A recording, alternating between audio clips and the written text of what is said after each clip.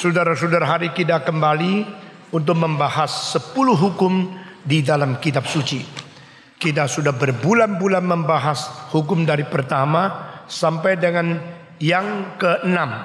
Dan hari ini kita mulai membahas hukum yang ke-7. Kita membaca sekali lagi dari Keluaran pasal ke-20.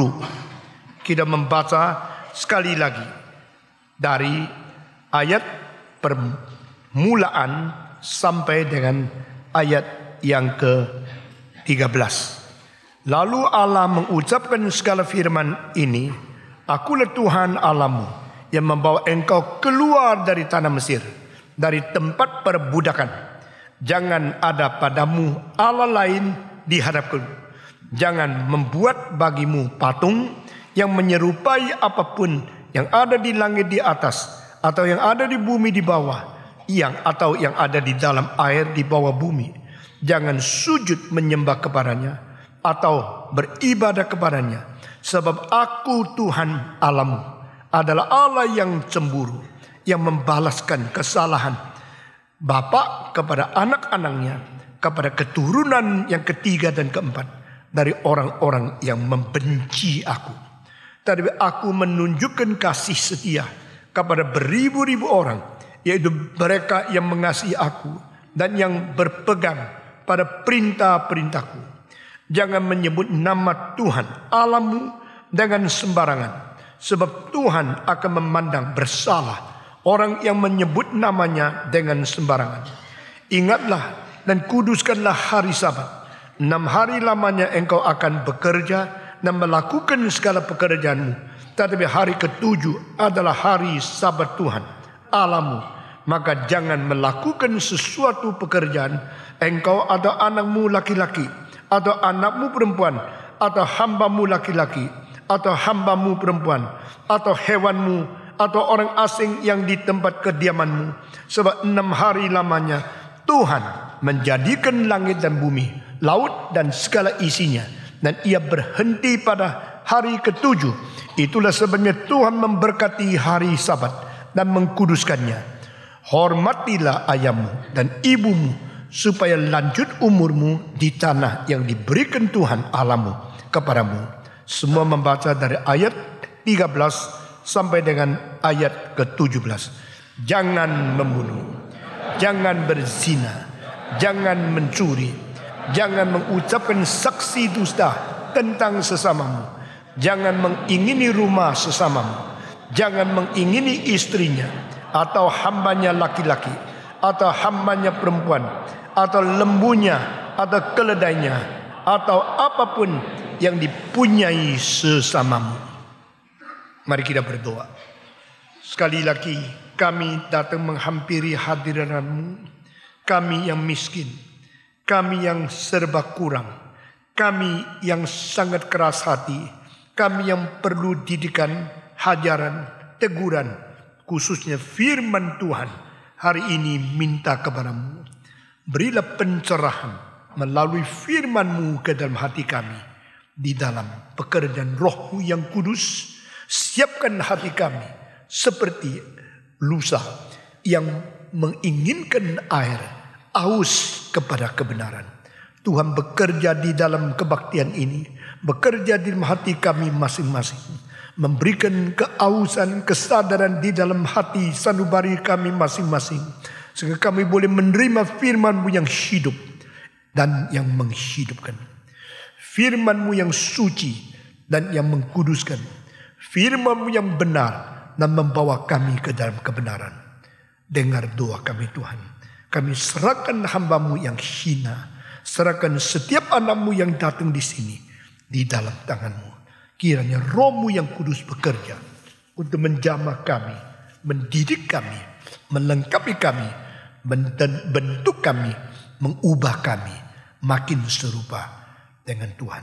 Dalam nama Yesus Kristus, penebus dan juru selamat kami yang hidup, kami sudah berdoa.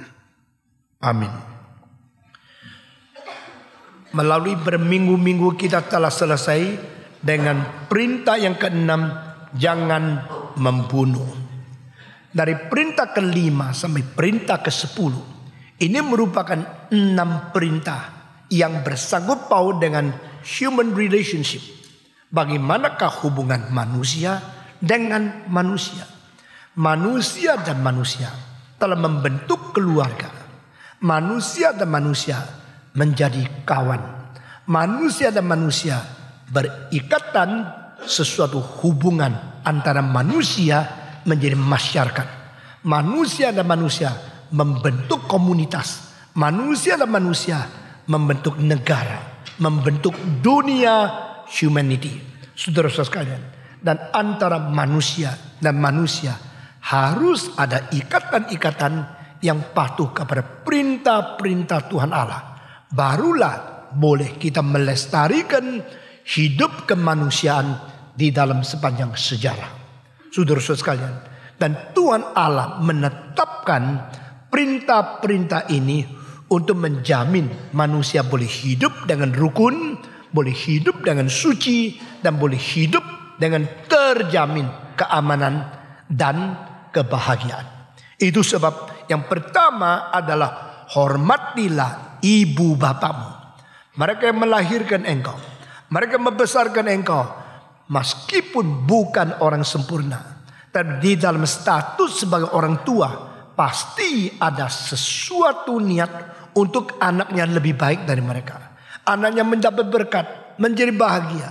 Sehingga meskipun dosa sudah melanda seluruh umat manusia, meskipun dosa asal sudah diwariskan kepada setiap orang yang hidup di dalam dunia ini, semua orang tua tetap diberikan hak oleh Tuhan untuk memerintah, menguasai, membesarkan, dan mendidik anak-anak mereka.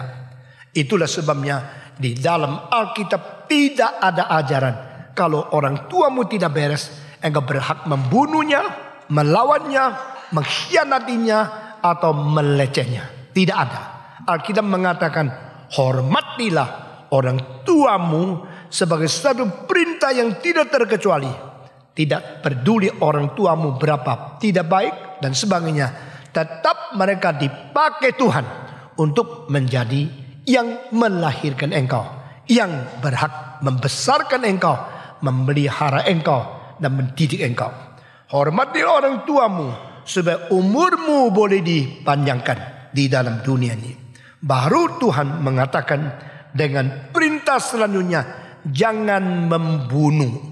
Saudara-saudara, jangan membunuh ini menjamin keamanan, kesejahteraan dari setiap orang yang boleh hidup dengan terjamin. Karena Tuhan tidak mau kita melecehkan, menghina orang lain. Penghinaan terhadap orang lain yang sesama dicipta menurut peta dan teladan Tuhan, sampai puncaknya yaitu membenci dan akhirnya memusnahkan orang lain. Ini tidak diizinkan oleh Tuhan. Tuhan mengatakan jangan membunuh. Engkau dicipta menurut peta teladan Tuhan. Orang lain juga dicipta menurut peta teladan Tuhan.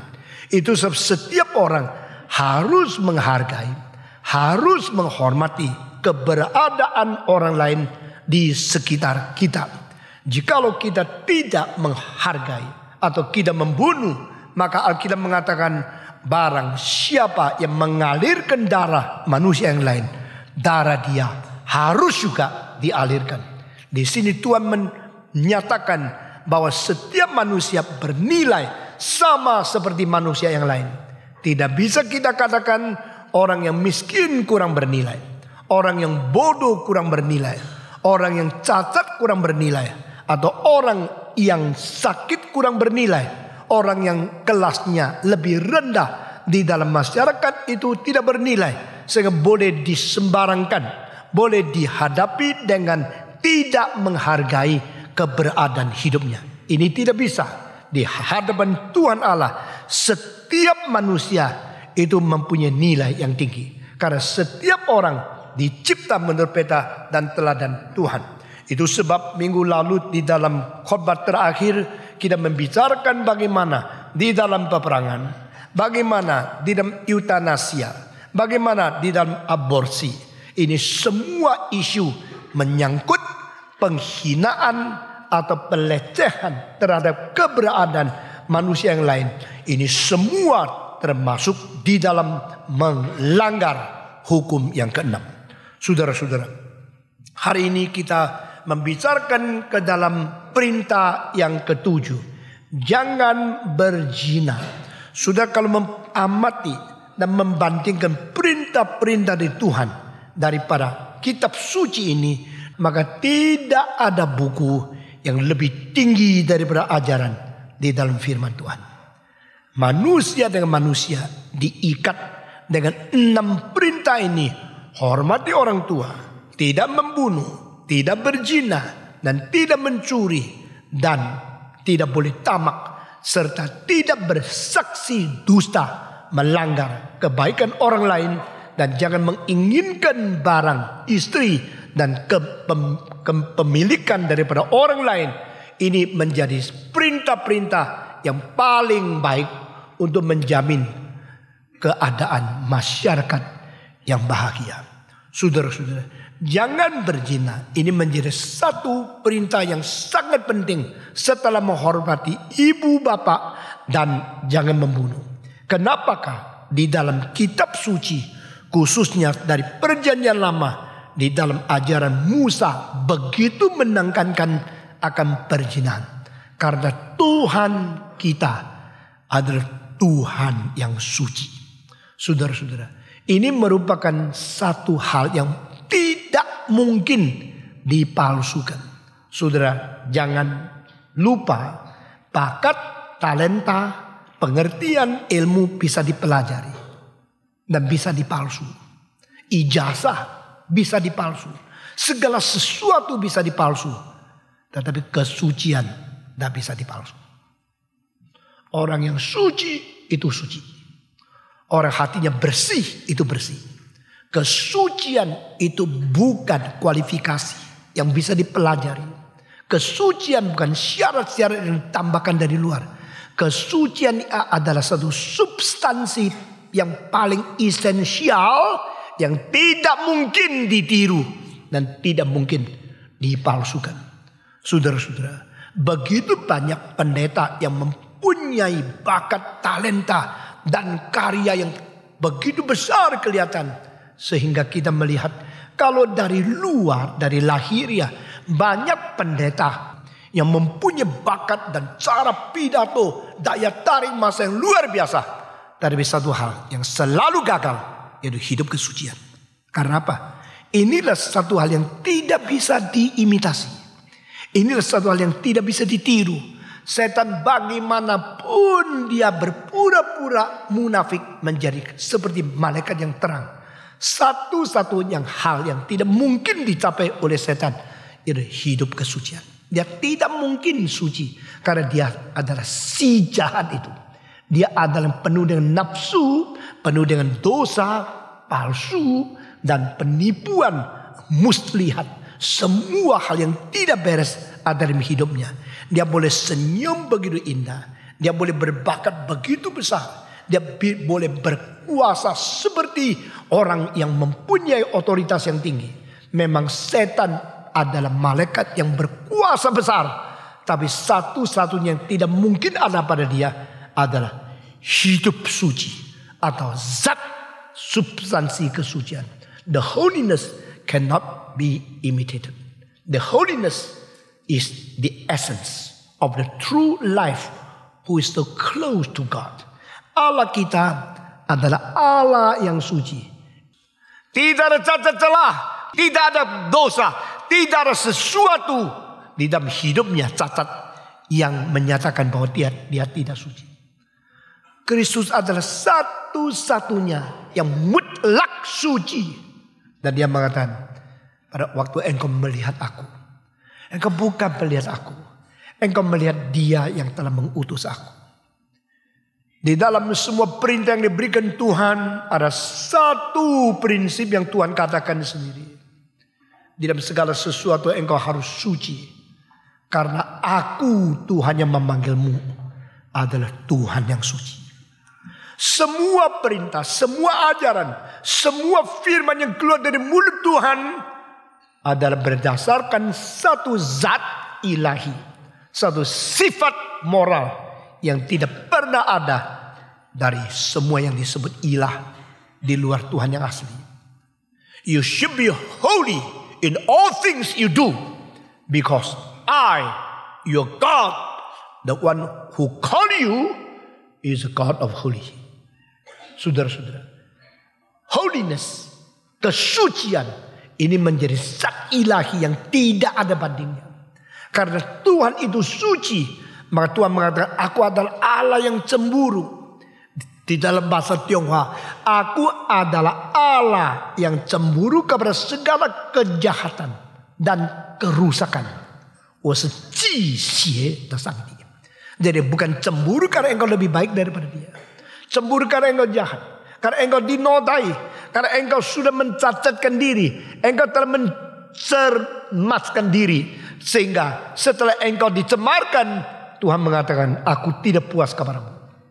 Allah kita adalah Allah yang suci, maka kesucian itu mengandung cemburu pada waktu melihat kita tidak suci. Allah telah menciptakan kita menurut peta teladan Allah. Karena dia suci, maka kita juga suci. Karena dia suci, maka kita diberikan hati nurani. Hati nurani itu menjadi pengawas kita. Hati nurani itu menjadi pencerah dari cahaya kesucian Tuhan di dalam sanubari kita. Hati nurani menjadi hakim yang mewakili Tuhan di dalam diri kita. Hati nurani menjadi yang mengetahui bersama dengan kita. Hati nurani menjadi yang memberikan peringatan supaya kita berwaspada sebelum kita jatuh di dalam dosa. Dan hati nurani ini kalau sudah kebal, sudah tidak berfungsi, maka kita seperti binatang yang tidak ada kesadaran tentang ketidaksucian. Saudara-saudara, Allah yang suci, dia berkata engkau harus suci dalam segala hal. Dan kesucian ini dilihat khususnya daripada seks. Kenapa begini? Allah berkata jangan engkau menikah dengan orang kafir. Allah mengatakan jangan anakmu berjanji dengan bangsa yang lain. Janganlah engkau mendapat istri dari mereka yang tidak takut kepadaku, sehingga akibatnya ikut mereka jatuh di dalam perzinahan.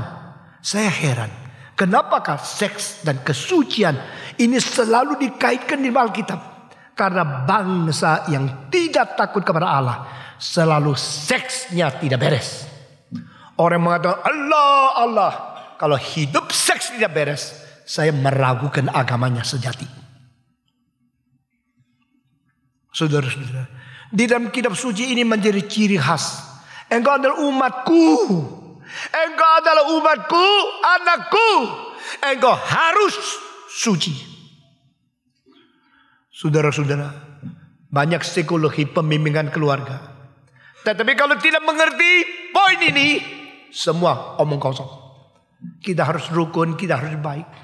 Yang paling penting adalah hidup suci dan mengsakralkan seks sebagai sesuatu anugerah Tuhan yang harus kita pelihara di dalam kesetiaan kepada Tuhan. Jangan berzina. Ini perintah setelah hormati ibu bapamu dan jangan membunuh menjadi salah satu perintah yang paling penting. Menjamin kelestarian daripada humankind, human race, human being in the history. Jangan berzina. Ini satu perintah yang begitu penting, yang begitu utama di dalam kita membentuk masyarakat sebagai manusia. Saudara-saudara, sejak 1820-an di Prancis, ibu kota Paris, ada satu society, satu lembaga yang mengatakan siapa perempuan hari pernikahan berani datang ke sini melapor engkau masih perawan, diberikan hadiah yang besar. Saudara-saudara, permulaan masih ada sedikit lambat laun sampai kira-kira 60-an. Sampai hari ini tidak ada satu orang berani melapor.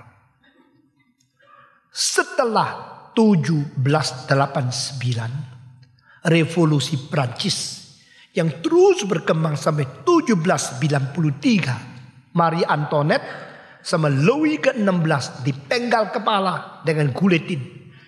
Maka Prancis diraja relak oleh humanisme yang sama sekali tidak ada perasaan takut kepada Tuhan. Dan Place la Concorde, satu tempat yang guletin terus di situ, banyak orang dibunuh di situ. Kebencian di dalam politik dan kelampiasan seks di dalam emosi manusia telah melanda Inggris. Di Inggris pada waktu itu, di dalam abad ke-19, tidak melihat adanya kebangunan rohani apapun. Meskipun orang Calvinis Huguenot yang masih memelihara iman kepercayaan yang baik, tapi secara masyarakat arus utama semua sudah begitu sekuler, semua sudah begitu sifat duniawi, begitu humanistik, dan begitu egosentris. Itu sebab yang disebut ekspor revolusi daripada Prancis ke seluruh dunia menjadi suatu kebanggaan mereka. Tidak menyelamatkan negara mereka daripada dosa-dosa yang kecil. Saudara-saudara, di dalam abad yang sama, di dalam abad ke-18 akhir 50 tahun itu, maka kita melihat halnya terjadi Inggris berbeda sekali. John Wesley, George Whitefield, Robert Rates, dan beberapa tokoh yang besar secara rohaniawan yang begitu raksasa, mereka mengabar Injil baik di Skotlandia, baik di Wales, baik di Inggris maupun di Irlandia, mengakibatkan kebangunan rohani bergelombang-gelombang. Puluh-puluh ribu orang bertobat, ratusan ribu orang menjadi orang Kristen, dan negara itu banyak tempat night club, tempat berdansa, tempat minum arak, satu persatu tutup karena banyak orang menerima Tuhan Yesus. Hal ini terjadi di Manado tahun 69. Pada waktu saya mengadakan kebangunan rohani, puluhan ribu orang datang ikut kebaktian. Sesudah itu night club tidak laku. Itu rumah-rumah orang berdansa dan tempat-tempat jual arak itu semua banyak yang tutup. Karena apa? Banyak orang bertobat. Nah, pertobatan ini menjadi satu buah yang kelihatan di mana terjadinya ada kebangunan rohani.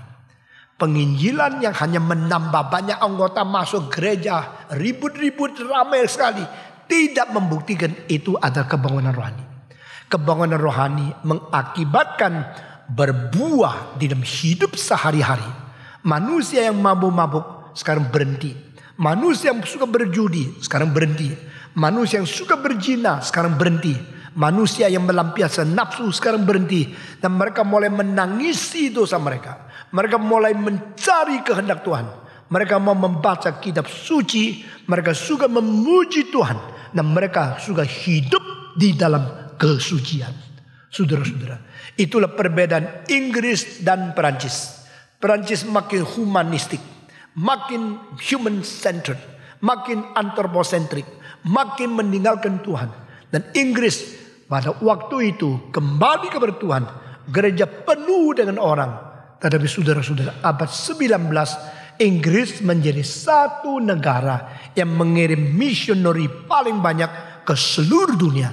Sampai akhir abad ke-19 mulai dialihkan ke Amerika. Karena liberal mulai menggerogoti Inggris. Dan Amerika mulai menjadi negara yang pentingkan penginjilan. Dan di situ abad ke-20 permulaan Amerika mengirim misioneri paling banyak di seluruh dunia. Tapi sekarang sudah merosot, sudah mulai berhenti.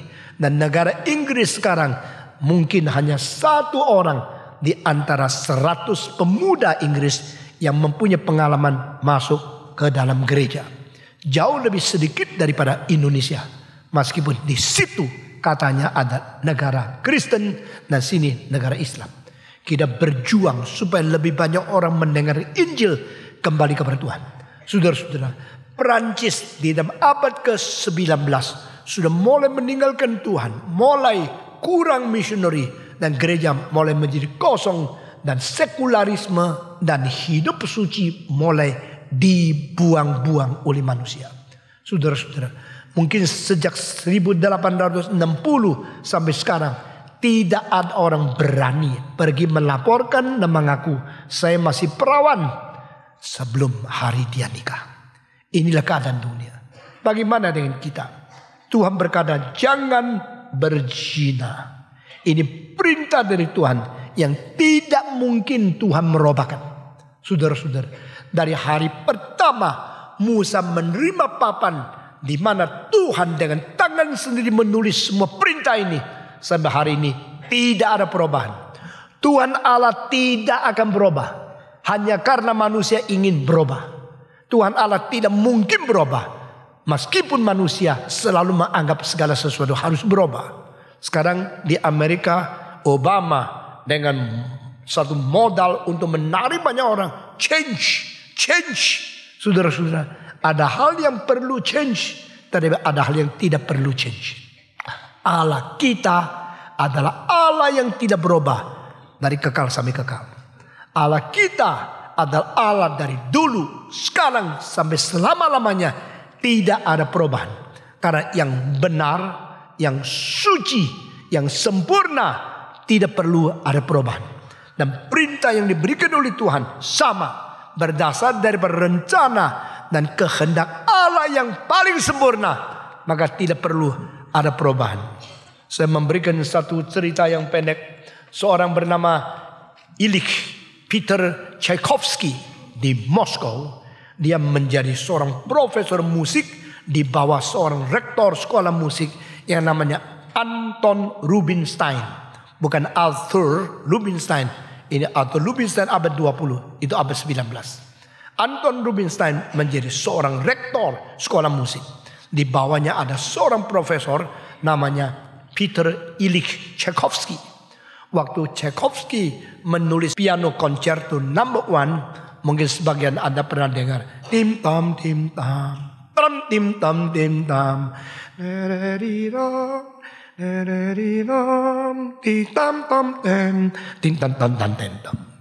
waktu dia selesai itu piano concerto yang begitu indah, dia kasih lihat bahwa dia akan mempentaskan itu di dalam satu konser, lalu serahkan kepada Anton.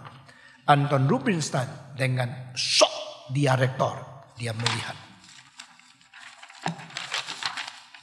ini seperti tidak lazim, tidak seperti biasa. Dia tulis, konserto ini kurang bagus, harap dikoreksi banyak-banyak, atau tidak usah bikin konser. Malam itu, waktu diserahkan kembali kepada Tchaikovsky, Tchaikovsky melihat komentar dari rektor itu, dia sedih sekali.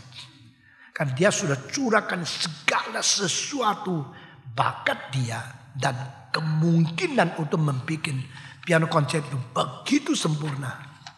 Dan dicoret-coret, silakan banyak koreksi karena tidak baik. Malam itu Tchaikovsky tulis di dalam catatan hariannya, anything which is perfect need not to be corrected. Yang sudah sempurna tidak perlu koreksi. Saya tidak akan merubah satu huruf di dalam konserto ini. Moskow tidak main, tidak apa-apa. Dia bikin kopi, dikirim ke Chicago. Waktu itu tidak ada DHL ya, tidak ada Express ya. Jadi dikirim sampai di Chicago mungkin perlu 2 bulan, 1 bulan lebih dengan kapal pelan-pelan di Atlantik sampai di situ. Chicago melihat, wih, luar biasa, konser itu begitu bagus. Lalu minta seluruh simfoni Chicago itu coba main. Suruh main, dipentaskan pada satu hari. The new piano concerto from Russia. Peter Ilich Tchaikovsky. Piano concerto number 1. Hari ini, tanggal ini, jam ini. Wah, semua orang datang dengar. Sudah dengar, tepuk tangannya itu udah habis-habis sampai tangannya bengkak semua. Saudara-saudara. Dan satu malam itu menggempakan dunia. Piano concerto yang luar biasa yang baru dari Rusia.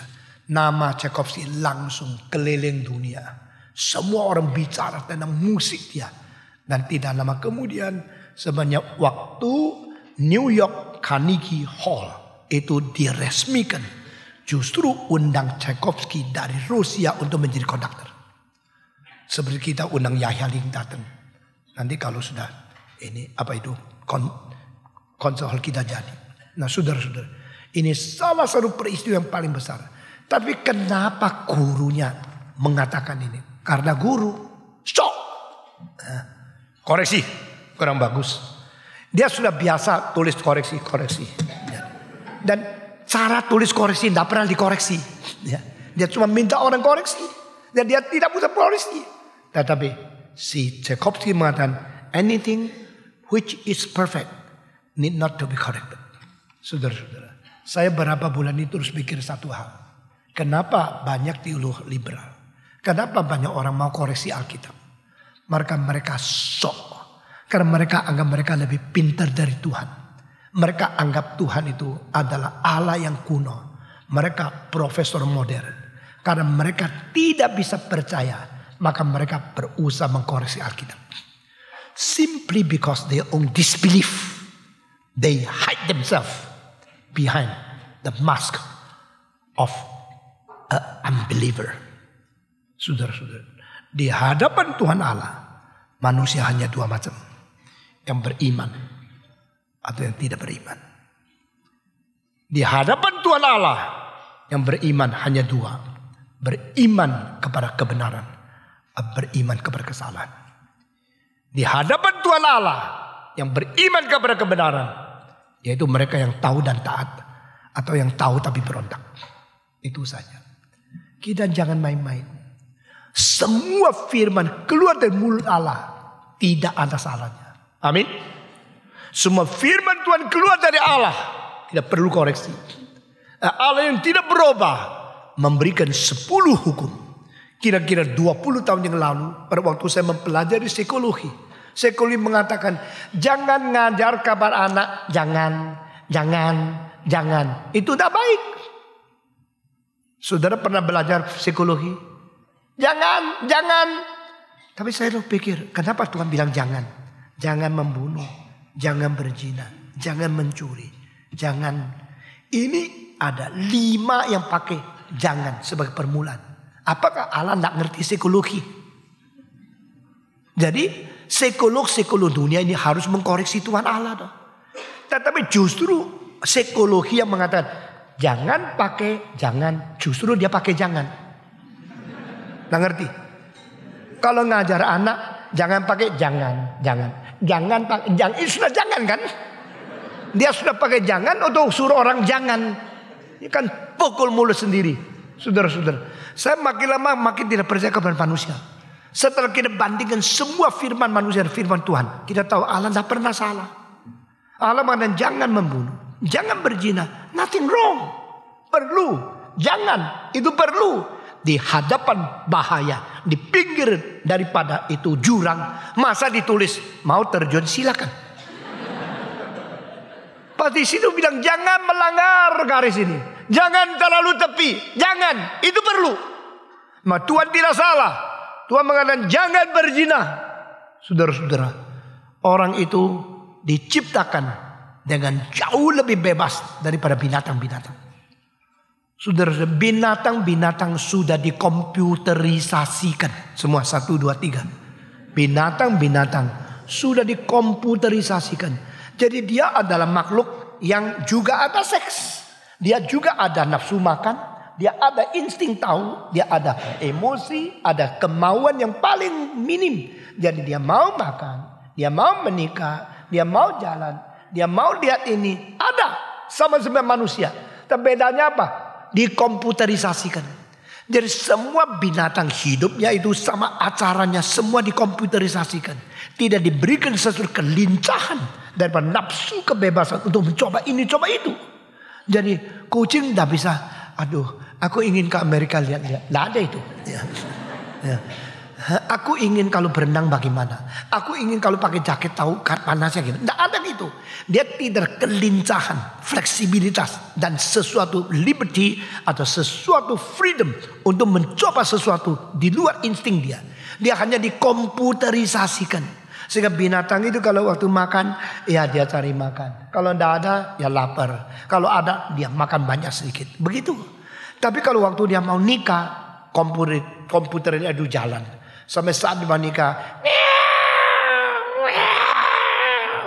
apa? Gua mau kawin. Nah, ada laki-laki begini kan? Adakah perempuan malam-malam? Gua mau kawin. Sekarang waktunya sampai.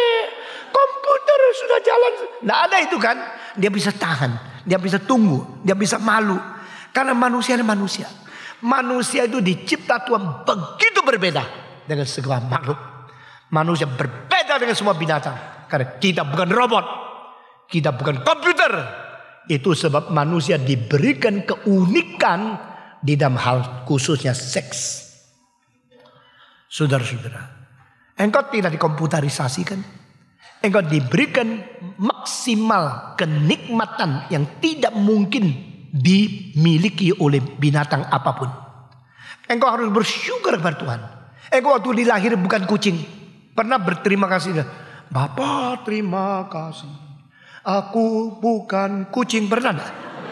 Engkau udah pernah nyanyi begitu kan? Ayo mari kita nyanyi yuk. Lalu ganti kali kedua, aku bukan anjing, aku bukan kerbau, aku bukan macan. Engkau kenapa jadi manusia? Tahu? Ya bapakku manusia dong. Maka aku jadi manusia. Karena anugerah Tuhan. Kenapa ada yang dibikin jadi batu? Engkau dibikin jadi manusia. Kenapa yang dibikin jadi kucing? Engkau manusia. Kenapa ada yang macan carinya setengah mati, cari makannya? Engkau dikasih gaji, enak aja. Kenapa manusia? Karena anugerah. Itu segala anugerah. Di dalam seks, manusia adalah makhluk yang paling boleh menikmati seks. Paling menikmati kebebasan berseks. Ini mungkin engkau tidak pernah pikir. Hanya postur manusia, bentuk tubuh manusia aja. Kita melakukan seks dengan kebebasan, dengan gaya yang jauh lebih bebas dari apapun. Tidak ada manusia, tidak ada binatang bisa bandingkan. Bayangkan kalau tubuhmu kayak gajah, gimana? Bagaimana bisa menikmati seks seperti manusia? Manusia begitu lincah, begitu bagus bentuknya, ini desainnya. Saya seorang yang suka desain. You tahu itu yang disebut apartemen di atas itu saya sudah ganti 40 macam. Mikir ada kemungkinan apa, kemungkinan apa. Sampai setiap inci itu coba dipikirkan sampai kepala mempecah. Kadang-kadang malam jam 3 bangun lagi, ada kemungkinan lain lagi. Ini sifat saya. Saya mau yang terbaik untuk Tuhan, terbaik untuk maka roba. Akhirnya susah sendiri. Tetapi ada mencari maksimal possibility. Seorang desainer, dia akan mengamati orang lain bagaimana desain. Engkau yang suka pakai baju, engkau pasti memperhatikan semua majalah. Nah, ada baju baru. Ini yang dinamanya Cartier gini, yang dinamanya ini Dupont begini, ini namanya ini Pierre Cardin begini. Engkau pasti memperhatikan. Seorang desainer pasti memperhatikan bagaimana orang lain desain. Tapi saudara tahu tidak, segala desain yang paling ngetop yaitu mendesain tubuh manusia, mendesain fungsi gerak daripada manusia. Ini tangan jari memang didesain tidak sama panjang. Kalau semua panjang bagaimana? Lucu enggak? Justru desainnya begini, ada yang gendut-gendut kecil begini, ada yang kurus-kurus cantik ini, ada yang lebih panjang ini sedikit. Ini desain kenapa? Saya tidak tahu. Tapi inilah yang bikin makhluk yang namanya manusia. Bikin kapal terbang mungkin, bikin kapal bisa, bikin komputer bisa, bikin chip yang kecil bisa. Bisa membuat Microsoft yang kecil sekali. Bikin segala sesuatu hanya karena tangan ini. Nothing is better than the design of human body. Itu seorang Jerman namanya Leibniz. Dia mengatakan bisa lebih baik? Tidak mungkin. Coba lihat hidung kecil atas bawah besar. Untuk apa? Kacamata tidak bisa jatuh. Itu desain, betul nggak? Coba kalau atas gemuk bawah lincip, engkau taruh jatuh terus. Gimana? Coba pikir kok. Kenapa alis di atas tidak di bawah? Coba alis taruh di bawah, setiap kali hujan banjir kan? Itu kan desain kan? Kenapa ada kuping dia bilang supaya gantung kacamata, tidak usah angkat. Kalau sahabat dia angkat 2 kaca gini, ya tidak usah kerja. Sebenarnya pegang itu toh repot. Di mana ada geraji yang lebih bagus dari gigi? Coba lihat. Ma itu tidak bisa apa, kasih apa, sudah tidak bisa keluar. Yuk keluarkan, tidak bisa dong. Jagung masuk, batu masuk, keluarkan tidak bisa. Sebelum masuk digergaji. Itu gajinya apa? Pakai gigi. Gigi itu gergaji paling indah semua. Gigi ada gergaji paling indah. Ini semua desain. The human body is designed so beautiful. Maka yang pertama kali sadar ini adalah Daud. Saya sangat kagum. Daud itu teolog terbesar. Daud ini penemu anugerah Tuhan terbesar. Dia mengatakan, I am created wonderfully and awfully. Aku dicipta secara begitu menakutkan. Secara begitu ajaib. Berapa ajaib sih? Begitu. Itu begitu berapa? Nggak bisa habis. So wonderfully. So awfully. Menakutkan. Saudara, menakutkan. Betul-betul menakutkan. Kita punya mata menakutkan. Kita punya alis menakutkan. Kita punya mah menakutkan. Kita punya mulut menakutkan. Luar biasa. In everything wonderfully created. Awfully created.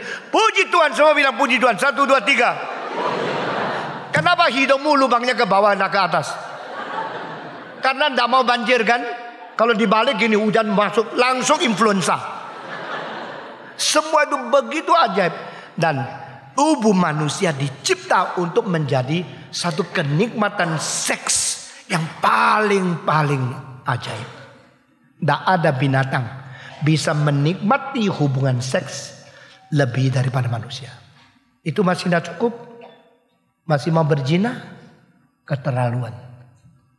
Saudara-saudara, nikmatilah pernikahanmu secara maksimal. Mau sukacita yang paling besar, tunggu sampai malam pertama. Jangan sembarangan buka baju. Jangan sembarangan masuk tempat tidur. Jangan sembarangan kunci kamar dengan orang yang kau cintai. Sampai hari itu, sampai malam itu, no premarital sex. Apa sih susahnya? Engkau menjadi manusia tidak bisa mengontrol diri. Mau menjadi pemimpin dunia. Omong kosong. A man who cannot control himself is not qualified to control over others. Pemimpin-pemimpin yang mengatakan, you mesti gini, mesti. Sendirian bagaimana? Saya menjadi pemimpinmu. Saya harus memperhatikan diriku. Menahan segala nafsuku.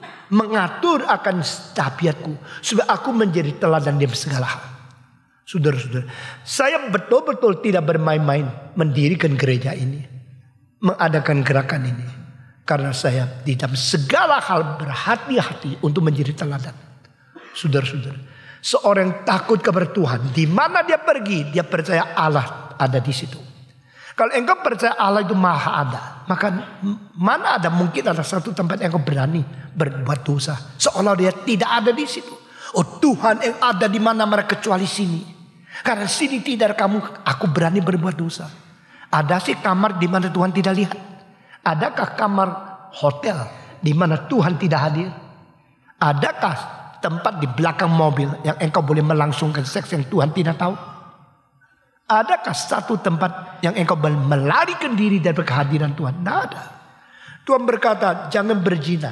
Ini berdasarkan dari kesucian. Dan kesucian ini adalah satu ikatan. Dan ikatan ini perlu kebebasan. Kebebasan yaitu kerelaan untuk mengikat diri. The willingness to limit your own freedom. That is the most wise way to preserve you in the holiness. Rela dengan kerelaan secara kesadaran sendiri untuk mengikat diri di dalam kesucian. Inilah bijaksana luar biasa. Saudara-saudara, kebebasan jangan menjadi kepuasan. Kebebasan harus menjadi ikatan. Ini namanya paradoks. Kebebasan kok menjadi ikatan. Bebas itu berarti bebas. Tadi pagi waktu pagi makan, saya tanya sama pembantu. Saya ada 3 pembantu. Yang satu umur 11 nikah. Sudah nikah, nggak mau campur sama suaminya. Berapa tahun? Kan nggak tahu, anak kecil kok, ketakutan. Akhirnya toh dapat anak. Ya. Lalu suaminya mati. Dan dia sudah 40 lebih. Dia tidak ada suami lagi. Dan dia orang jujur, orang baik sekali. Anaknya kerja di Malaysia. Dia Kristen. Saya tanya dia, anakmu kok bisa Kristen? Lah wong papai Kristen. Nah mamai Islam. Aku Islam tapi nikah umur 11 sama Kristen. Tuh anak-anak ikut papai. Lalu papa suamimu pernah injili kamu enggak? Enggak pernah ya. Dia cuma Kristen, suruh anaknya Kristen. Aku enggak diapa-apain. Sekarang ya saya belajar Injil. Tempoh hari gempa bumi malam-malam itu semua lari ke luar gedung. Dia satu orang, saya di luar negeri. Dia satu orang terus di kamar, lama keluar. Sudah gempa bumi semua bangun. Dia baca Alkitab. Kitab suci dia baca. Sekarang baca sampai sini, sampai sini loh. Masih perjanjian lama. Saya bilang coba baca perjanjian baru mengenal Tuhan Yesus dulu. Lalu saya tanya sama pembantu yang kedua tadi. Umur kira-kira 14. Nah, papamu baik gak? Baik. Mama baik gak? Baik. Berkelahi gak? Kadang. Mereka Kristen? Tidak. Lalu pernah menyeleweng enggak? Oh enggak, papa mama saya baik. Yang satu lagi suaminya sekarang cari perempuan yang lain. Lalu orang sekampung, itu perempuannya jelek, kita semua di kampung tahu itu perempuan jelek. Nah suami kerja apa? Enggak kerja. Enggak apa? Sabarnya coba antar perempuan yang jelek itu pergi kerja balik. Dia tidak kerja. Lalu istrinya sekarang kerja di sini. Dia tiap hari pulang minta suaminya balik. Jangan sama perempuan itu. Nah digobres. Dia mau yang itu. Nah saudara-saudara. Orang desa pun ada yang hidupnya beres. Orang yang di kampung yang pendidikan tidak. Ada yang memelihara hidup suci. Suami istri dengan baik-baik. Nah ada orang yang belum mengenal Tuhan pun mereka lebih mengetahui daripada orang Kristen yang sembarangan. Banyak orang Kristen namanya mulutnya Kristen. Ya, dalam Tuhan. Saya tidak percaya. Karena apa? Karena dia mulutnya tok, hatinya tidak mengerti firman Tuhan. Ada orang di luar yang lebih beres dari orang di dalam gereja. Ada nggak? Ada nggak? Adakah orang bukan Kristen yang lebih hidup suci dari orang Kristen? Ada juga. Jadi kita jangan sok kita anak orang Kristen, kita namanya Kristen, kita sudah dibaptiskan, kita dalam Tuhan. Itu omong kosong. Kecuali engkau sungguh-sungguh hatimu mau takut kepada Tuhan dan betul-betul mempelajari firman Tuhan. Semua firman itu dijalankan. Firman itu bukan hanya menjadikan satu kedudukan di luar saja. Itu sebab Tuhan berkata jangan berzina. Kepada umatnya, aku tidak mau umatku seperti orang kafir. Aku tidak mau engkau seperti orang Kanaan. Saudara-saudara, satu hal yang saya tidak pernah terlalu mengerti. Abraham kok begitu tega, tidak pernah mau pulang rumah sendiri. Rumah asalnya sendiri. Horowitz berjanji, aku tidak pulang Rusia. Kecuali komunis turun, baru pulang. Akhirnya dia tidak tahan. Waktu dia sudah umur 84, kepingin pulang. Kepingin. Akhirnya bagaimana? Dia bilang, oke lah, meskipun komunis belum turun, aku pulang. Dia tidak tahan lagi. Waktu dia pulang, dia kirim Steinway untuk ke Moskow. Kirim Steinway yang hampir 1000 kilo dengan Boeing 747. Bawa ke Moskow. Oh, orang Moskow tepuk tangan. Wah, Horowitz mau balik. Ini pianis terbesar di dunia mau kembali ke Rusia. Wah, mereka begitu excited. Saudara-saudara. Dan dia kirim Franz Mohr. Franz Mohr itu kawan saya. Saya satu hari akan undang dia datang ke Jakarta untuk bikin semua kita punya Steinway beres. Dan dia seorang yang sudah tua, pengkhotbah yang baik. Di dalam bukunya nama saya dicantumkan. Ini sesudah itu baru besok dia terbang ke situ. Horowitz tidak tahan. Dia tidak mau pulang, tidak bisa. Tapi Abraham tahan, tega loh. Abraham keluar dari Haran umur berapa? Berapa? Dipanggil Tuhan keluar dari Mesopotamia. Umur berapa? Tidak tahu. 75. Abraham meninggal dunia berapa? 74. Kamu ini tidak baca kitab suci, cilaka kamu. Besok sebelum masuk surga dipukul pantat sama malaikat 1000 kali. Bengkak baru bisa masuk. Setelah bengkak ternyata pintunya kecil, tidak bisa masuk lagi. Abraham mati umur berapa? 175. Jadi Abraham keluar karena dipanggil Tuhan. Setelah keluar 100 tahun tidak pernah pulang. Tidak mau pulang. Tidak pulang ya tidak pulang. Karena apa? Sudah dipanggil Tuhan. Tidak lagi menginginkan tempat asalnya. Itu luar biasa. Jadi saya belajar. The day I dedicate myself, never think even 1 second to return to the world. Saya tidak akan kembali setelah dipanggil Tuhan. Seumur hidup tidak pernah pikir kembali. Tidak lagi menjadi hamba Tuhan. Saya tidak mungkin berdagang. Tak mungkin ditawarkan profit dunia. Tak mungkin jadi pedagang. Coba panggil saya. Kasih saya $100 juta 1 bulan. No is no. Abraham setelah dipanggil Tuhan tidak pernah pulang. 100 tahun tidak pulang. Lalu mengajak istrinya keluar. Istri itu istri orang kaya. Itu yang paling cantik di dunia. Masa sampai umur 90 orang masih mau sama dia. Lu umur 50 sudah kelewer semua, tidak mau kamu. Dia umur 90 masih diincar sama raja lu. Coba lihat. Itu ratu cantik sejagat seluruh alam semesta. Dari dulu sampai Adam sampai sekarang. Yang paling cantik Nyoham. Nyonya Abraham. Diajak keluar. Lalu disuruh tinggal di mana? Tidak masuk rumah lagi. Itu namanya panggilan Tuhan. Setelah dipanggil Tuhan keluar dari tanah itu. Di mana? Tinggal di tenda 100 tahun. Nyonya Abraham pindah dari Roma besarnya kira-kira 65 kamar paling kecil. Sekarang arkeologi sudah temukan. Rumah-rumah di daerah Ur itu orang kaya 65 kamar. Yang besar sampai 300 kamar. Abraham itu mempunyai pembantu 318 Alkitab. Jadi kamar berapa itu untuk pembantunya? Rumahnya berapa kamar? Tidak ada orang bisa bayangkan. Dia itu raja. Waktu Tuhan mengatakan, Abraham keluar. Tinggalkan tempat bapamu, rumahmu, kampung halamanmu, bangsamu. Keluar. Sudah keluar. Dan dia tidak balik lagi. Aku akan membawa engkau kemana? Ke tempat yang tidak tahu. Wah, Tuhan ini apa ya? Ini tidak ada administrasi, tidak ada tujuan. Suruh kita ikut-ikut kayak ikut patung, tidak tahu kemana. Banyak orang ikut saya seperti Abraham ikut Tuhan, ikut separuh terus pergi. Coba lihat 20 tahun lagi. Gerakan reform jadi apa? Waktu itu saya sudah mati. Sudah menjadi satu gereja yang harus tetap setia kepada Alkitab. Menjadi contoh gereja yang lain. Ini yang tidak dilihat 30 tahun yang lalu. Tapi saya lihat ini harus. No compromise. Harus dijalankan. Maka kita sekarang sampai di sini. Mau kemana? Tidak usah takut. Abraham disuruh ikut Tuhan. Tidak tahu kemana. Tuhan itu adalah Tuhan yang kenapa kayak gini ya. Suruh keluar datang kemana. Kenapa mau ikut? Karena dia Tuhan. Saudara ikut saya susah ya. Saya bilang saya ikut Tuhan jauh lebih susah dari ikut saya. Betul gak? Banyak hal yang Tuhan suruh saya kerjakan. Saya tidak ada uang. Saya tidak ada kekuatan. Sekarang kalau sudah duduk naik itu sakit-sakit. Ini kalau sudah bangun ini sakit itu sakit. Sudah umur mulai tua. Saya ikut Tuhan jauh lebih sulit dari engkau ikut saya. Tapi coba lihat. Apakah saya kendor? Tidak pernah. Dari hari pertama engkau dengan khotbah saya sampai sekarang. Beda apa? Beda keliputnya itu. Semangatnya sama. Ya. Firman yang sampaikan dengan semangat dan api sama. Karena apa? Karena Tuhan suruh saya tidak boleh pulang.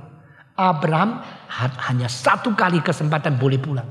Yaitu pada waktu Ishak umur 40. Dia mau carikan menantu. Wah, kesempatan baik pulang kampung halaman. Tapi dia tetap tidak pulang. Suruh pembantu yang tua, lu pulang. Ayo janji sama saya. Sumpah. Taruh tangan di bawah kaki saya. Sumpah ya. You tidak boleh menikahkan anak saya dengan orang di sini. Orang-orang Kanaan. Tidak boleh. Lu mesti ambil istri menantuku dari tanah Mesopotamia. Karena apa? Di sini terlalu berzina.